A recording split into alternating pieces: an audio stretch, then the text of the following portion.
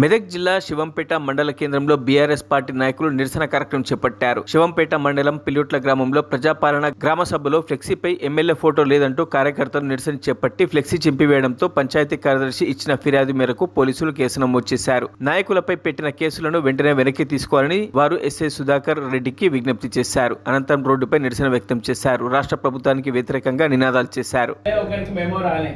అంటే ఎంత మంచిగా ఊళ్ళలో పని చేయించుకుంటారు.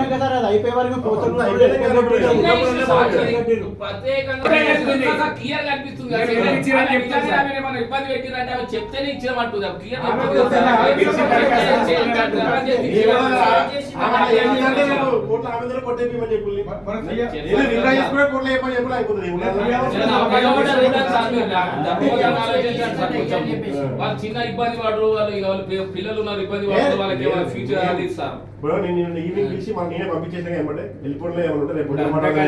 అంతకన్నా మేము రిక్వెస్ట్ చేసేది ఏంటంటే అంత పీస్ఫుల్ గానే ఉంది కదా, వాళ్ళు కూడా మళ్ళీ మీ దగ్గరికే వచ్చారు కదా, ఆ పిల్లని ఆ సెక్రటరీని పిలిపించేసి క్లోజ్ చేసేది. ఇక్కడ చేసేది నేను ఏమంటున్నా, సెక్రటరీ అయితే ఆమె ఇష్టం లేదు అని అంటున్నావు కదా, ఒకసారి మాట్లాడి ఎంపీ ఆమె ఒక్క చేతుల్లో లేదు కదా. ఇప్పుడు అలా చేసి కోర్టు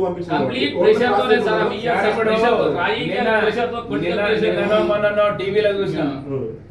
జగ్గారెడ్డి ఆయన టీపీసీసీ వర్కింగ్ ప్రెసిడెంట్ ఉన్నాడు.